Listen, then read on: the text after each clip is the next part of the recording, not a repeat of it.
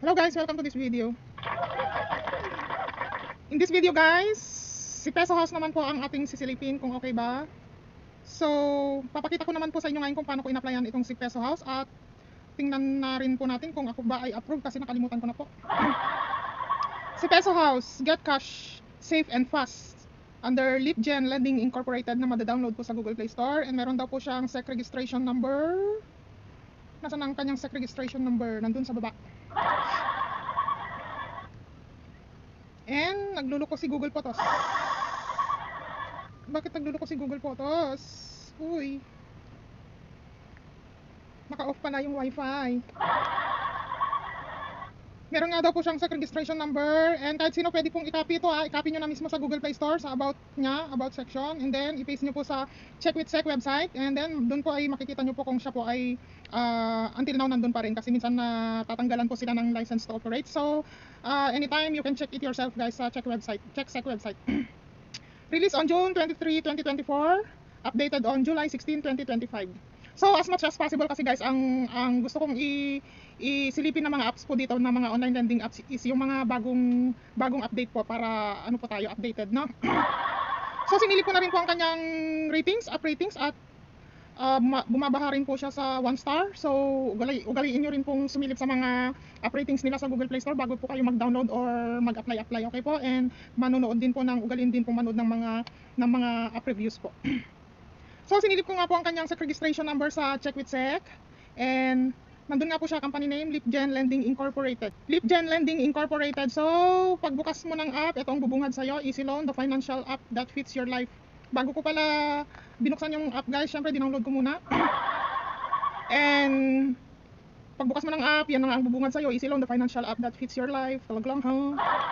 And then kailangan mo nang mag-agree dito guys, app permissions, camera access, location access, financial SMS access. What? Financial SMS access. Bago yun financial. Purpose of SMS access, scope of SMS data collection, user consent and control, data security measures, network connectivity. Ang dami guys. Third party SDK integration, apps flyer SDK. Oh my god, lahat na lang. Syempre pati yung anong tawag nito?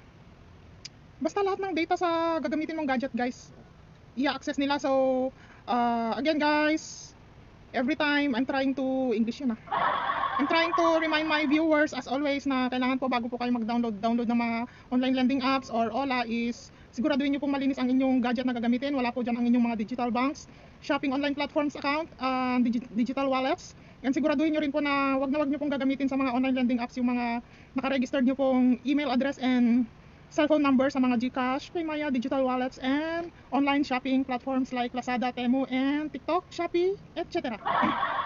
For your security po yan ha, so for your security po, iwas hack po, iwas hack. Yung advice po na yan ay para sa mga inosente pa po sa mga online lending apps po. Dahil hindi naman po lahat ay familiar sa mga online lending apps or OLAs.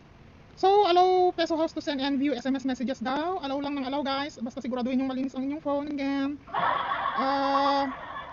Ugaliin yung mag-clear data regularly.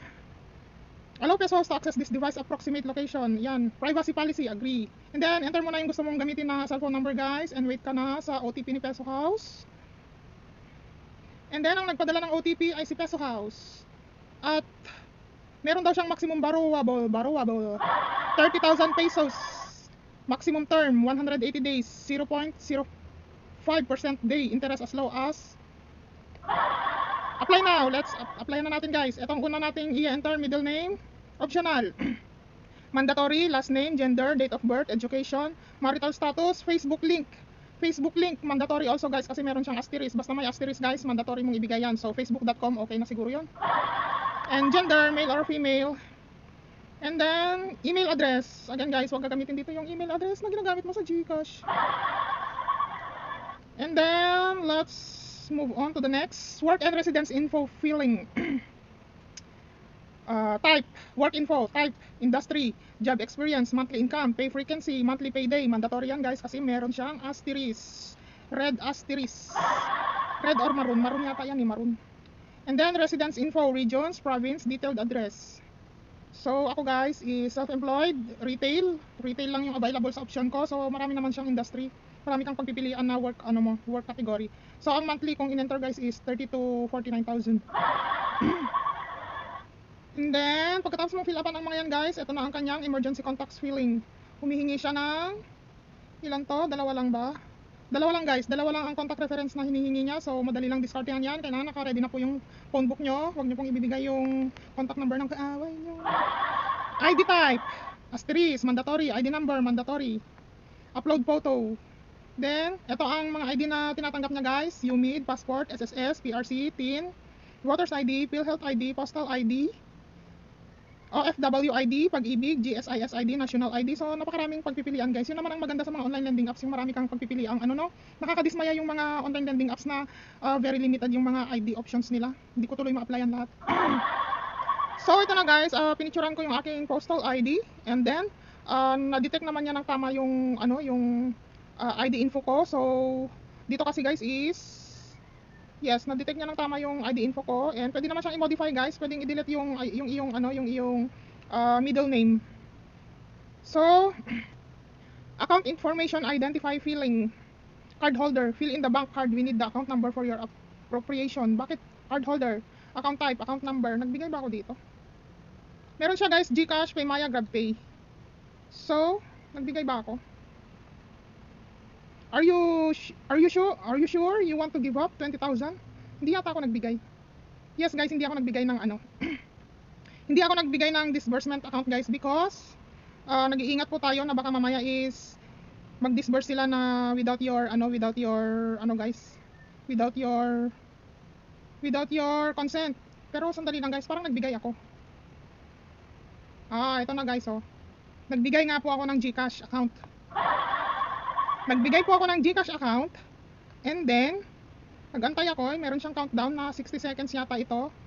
And then the system is temporarily unavailable. Approve your loan application. Please try again in 7 days.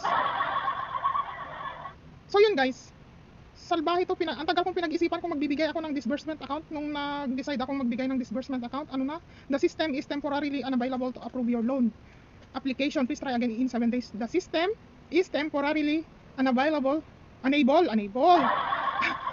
to approve your loan application. Please try again in 7 days. Edi wow. So yun guys, ubos na yung screenshots ko. Ibig sabihin hanggang doon na lang yun. So yes, nagbigay nga po ako ng GCash account number. And eto, may mga pa sila guys. So meron daw kuno silang account deletion. Meron din silang technology brings finance within reach. Parang alam mo legit tong si may siya guys, may mga nire-recommend siyang wala na, parang ibang na yun. Hindi guys, parang may nire-recommend siyang mga app pero ibang kulay na to baka hindi to sa kanya, baka nahalo lang. So hanggang dito na lang guys, hanggang dito na lang. Sino ba yung topic natin dito? Nakalimutan ko na. Si Peso House guys, si Peso House. So ganun lang kadali mag-apply kay Peso House daw, and ang sagot niya is busy daw si system guys, busy daw siya, kaya hindi daw niya ma-approve yung aking application. Try ko daw in 7 days. I don't know kailan ba ito. Try ko daw in 7 days. So that's all guys. Again guys, thanks for watching. Ingat-ingat po sa mga ola-ola, okay? Huwag basta-basta nagbibigay ng mga personal information, at wag niyo pong gagamitin yung mga again guys, paulit-ulit po ako sa mga baguhan po sa mga ola-ola, yung mga hindi pa po familiar sa mga online lending apps, na wag niyo pong gagamitin yung mga ginagamit yung cellphone number and email address sa mga importanteng bagay guys, like e-wallets, banks, and shopping platforms, okay po? Para hindi po kayo na uulanan ng mga spam messages, okay? That's all guys. See you on my next videos. Thanks for watching. Ingat pong lagi.